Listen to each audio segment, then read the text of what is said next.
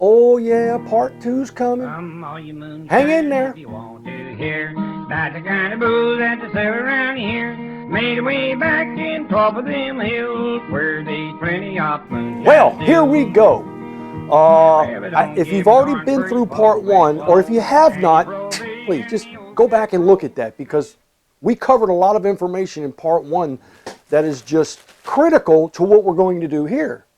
Now, I just want you to show you a couple of things. Oh yeah, of course, yeah, subscribe. You know, share us with your friends. I say that all the time, and I mean it. And oh, by the way, again, another thank you to the community for all your help with our audible proof and trail hydrometer. We are really making, oh gosh, we're making progress. Now, I went out and I purchased a couple of things today because you're worth it. I wanted to share it with you. And oh, by the way, I needed another one anyway. I got two of these screens. These are those spatter screens. You know, I went to my local dollar store. I paid $1 for each one. We're going to use those. Well, I got to take the center knob off of that one. That's just nothing more than a small screw. And I'll probably have to cut the handle off of this one, but look, it was $1. The most expensive investment today was this set of 3 colanders that I got from Walmart. It cost me 24 bucks. But then again, oh, we're all worth it. Yeah, it's a good $24 expense. Now, I wanted to, let me get a measurement.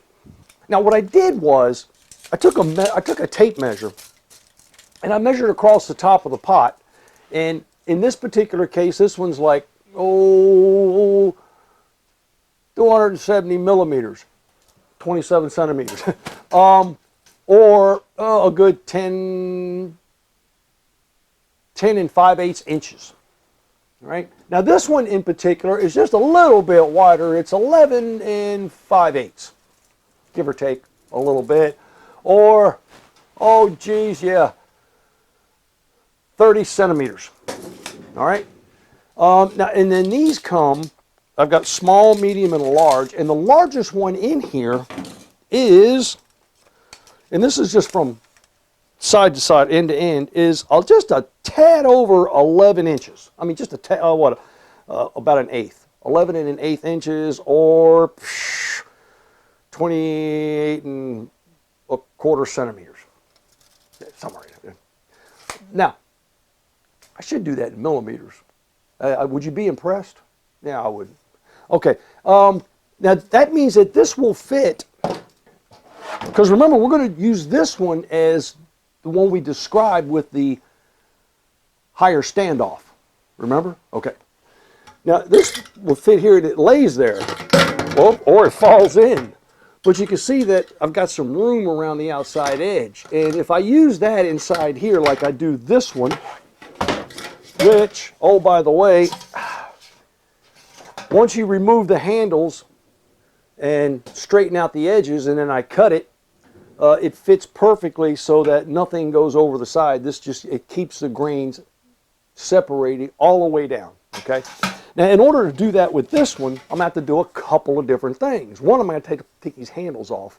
And if you just kind of work them back and forth, they're just like tack welded there. See, and they pop right off. So you can save those because they come in handy for making hangers for that one. Now, let me get this one off. And then what I've got left to do is, there, see? They pop right off. What I've got left now is I've got this. And I'll go through with a pair of pliers and needle nose, and I'll bend that, fold that out, because this has just been rolled over and to make this lip, this smooth round lip. I don't need it to be smooth and round. I just need it to be round. So I'll bend that out. Now, I know from experience from the other one that I cut that there's quite a bit of metal in here. So I can make this a little bit larger, and I only have to go around about another ½ inch. So that'll be enough to slide down on top of that. Oh, where'd I put them? There they are. This, without the knob, will become the screen that will support my grain bed. You with me? All right, let me get this made and then do that. And then as soon as I do that, I'll show you the one that I do for this one, because this is a large colander, and you see the offset here is about 2 inches. It's a pretty good offset. So we're going to have 3. We're going to have about a 1/2 inch, a 2 inch, and a 5 inch offset to do our mash in. And we're going to go through the whole thing. We're going to go through the cooking, the conversion. We're going to use rye, oats, flake corn, 6-row barley, 2-row barley. We're going to use all of it. We're just going to throw it all together. No. George has a plan. So we're going to use all of that stuff, though, because I want to make a rye whiskey next. And this, I have to do another adaptation to it, but I got to show you that. Whew. Well, that took me just a little bit longer than I expected. Well, probably about 40 minutes or so. I had to use a hammer, a pair of offset needle nose pliers, a regular pair of pliers, and a screwdriver. And the issue that I had was to get this thing to lay out flat, and it did finally. I used that hammer with a small anvil just to beat it out to try to make it flat. Now, it looked like ass, but it'll work. So that fits right down, there you go, inside, and that offsets on the bottom of my Turbo 500 boiler. The last but not least, my $1 screen, I just bent the handle up, and I'll place that down in there, and that will be my grain bed. So looking inside, it looks like that. So let me get these filled with water. And I try to keep these videos as short as I can, because I know that I've got your attention span based on my analytics for about 8 or 9 minutes. So if these go too long, I know you drop off. I got that. I understand. I'm the same way. Oh, the other adaptation I forgot to show you was I got some, oh, there it is, some aluminum screen. Yes, it's okay to use aluminum. First of all, it's not that much. But second of all, I'm not distilling. I'm cooking. All right, you can cook in aluminum. And what I did was I used a pair of scissors. And you see, I made myself, you can't see it hardly, but there you go. Yeah, you can right there along the edge. You can see I got a screen in there because those holes are just so large, the grains just kind of, they want to fall right through. This way I don't need to use a bag. Just another technique. All right. And of course, at the very end for sparging, I've got that other $1 screen that goes right here on top. Yeah, I'll lay that down there, then I'll pour the water over top of that. Okay, that'll be like my diffuser. Let me get some water and get going.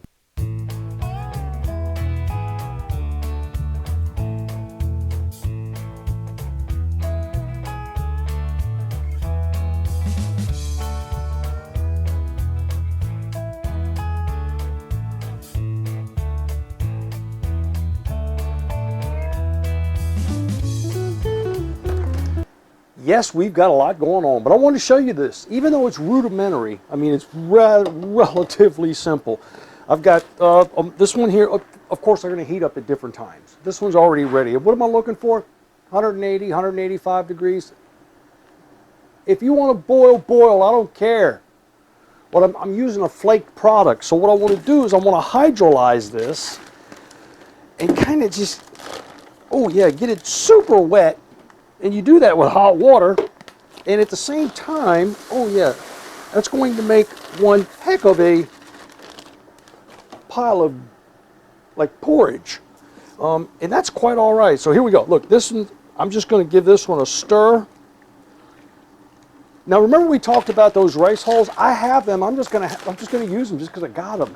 But I'm only going to throw about a half a bag in there. And the reason for that is it just helps keep those things from sticking together so bad.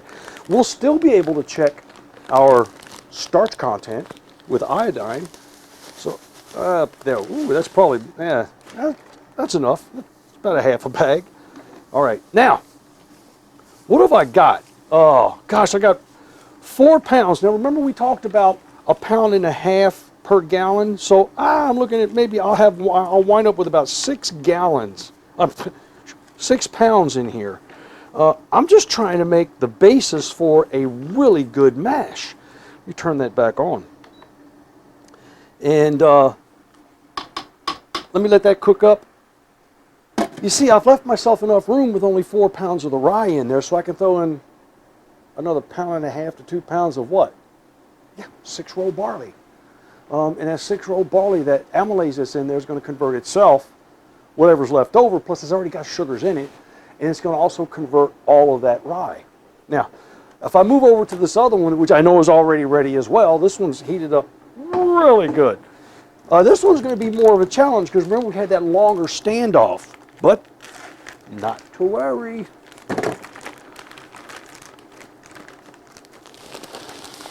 So we pour our rye in there. Oh, I'm sorry, our oats. Now, if you were making a beer, this would give you a whole lot more mouthfeel and that kind of that creaminess in your beer. But well, of course, we're not making beer. But it's a really good base if you are gentle and you do the same thing and convert these starches to fermentable sugars, which we are also going to do. Now, let me throw in some of these. I'm not going to put quite as many in here. And that should help keep that from clumping together. And it's really nice and soupy. I really like that. Now, and last but not least, as soon as the center one gets heated up, we're going to have another combination of grains, and I'm going to also use a little bit of flake corn. Now, there's a method to this madness. I've got rye, oats, then I'll have corn. And these together, the profile that I'm kind of looking for is a heavier rye with some basic mouthfeel potentially from our oats, but this is going to be all green. At the very end, if there's any adjustment that has to take place, I've always got that option. I can throw in a couple pounds of sugar to boost the ABV just a little bit. But what am I looking for? Yeah. No? Yeah, I'm looking for around 13%. Let's not go nuts. 1.090. That's my goal. That's my target. Almost in every one of these is my target's going to be 1.090 on my gravity scale. That works out to be a little over 12, a little less than 13, somewhere in that neighborhood. Remember, the commercial standard, again, is anywhere between 9 and 11. Man, if they do 15,000 gallons, they're happy when they get 9 to 11. And that's what they work with. So why don't we do it that way? Again, process versus technique, okay? Bear with us. We'll be back shortly. Our final kettle right here. Now, this is a good, interesting one. We did the corn. So I've got, about 1.5 pounds of corn, almost 2 pounds of corn. And I use that, I'm only using that as a base so I can get some sugars out of it. And then I added 2 pounds of peated malt. Oh, that's just amazing. Now, I added it now. That's okay. I'm going to 180, 190 degrees, and I'm just going to get that really hydrolyzed and cooked in together and convert. It won't convert any starches because what happens above 155? Well, yeah, our amylase goes dormant. This is not 155. Only that is. What am I doing? I want to extract all that peated, smoky flavor and mix it into that corn. And then when I drop that temperature and I add the rest of my peated malt, see, that's the only thing that will go in here is the corn and peated malt. So I'll use 4 pounds. That's the remainder of this. And then on these two on the ends, I'll just use my 6-row barley, 2 pounds each. Are we there? Hang in there. It's only going to take me a little bit longer. We got to cook this up. This will take 20 to 30 minutes or so. And then we'll shut down and let it cool off. What we're going to do now? Yep, that's the fun part. This is the sparging. Now this one is plenty hot, and it's really, oh gosh, it's really built itself up. Look, I can show you that. That's just a big clump. And I've got some rice holes in there, so it really looks good. All right, the temperature's right, but see what's different between this one and this is the Turbo 500 kettle. I don't have a controller on it, and just for simplicity, I didn't put one on there. I'll just unplug it for now because it's hot enough. So here's what we'll do. Now, the one here in the center, I've got this one set at 80 degrees centigrade. Well, 82 degrees centigrade, it's 180 degrees. And we're letting that one run. And of course, this one's on my new wave. So, see, and this is just as simple as pouring that hot mash back in there. And I'll do this several times, and I'm going to start working my way down. Okay? That one's going to be a little bit more challenging, of course.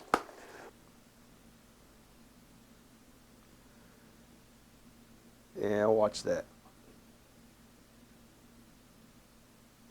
You see how it remains black? Okay, we want that to disappear. Or, there we are. Now, and last but not least, this is our flaked rye. Put a drop of iodine, and you see how that dropped right to the bottom, and it's black. Okay, we're gonna look at that, and now that we know that we have starch, starch, and starch, this one, as a matter of fact, was fairly impressive because even at that high temperature, as it starts to cool down, some of that amylase that survived actually did some conversion for us. So I'm fairly impressed with that. But there was still a lot of sugar in there too.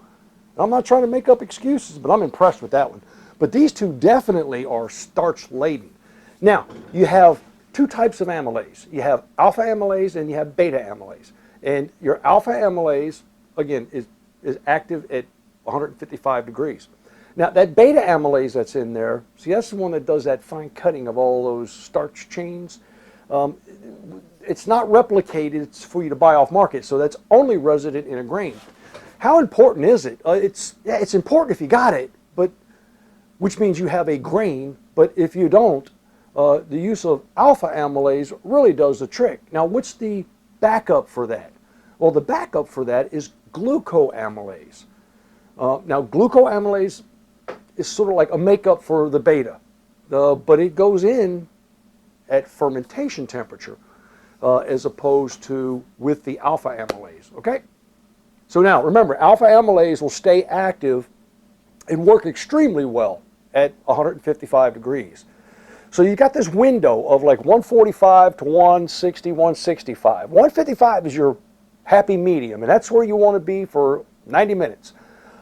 Most of your conversion takes place in the first 30 minutes.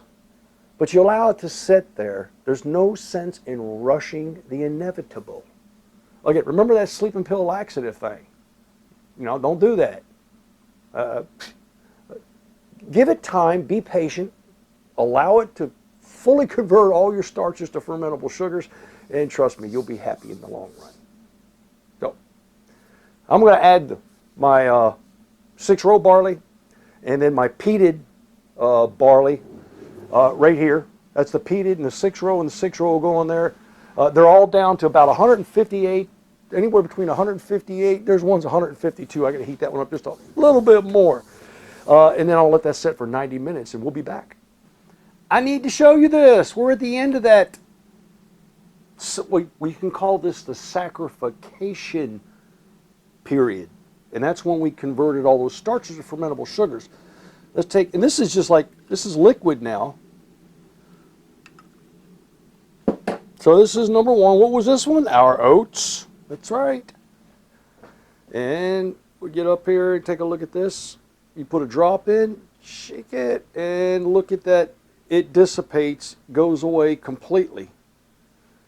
All right, that's one. Clean that out. This one is our peated malt and corn.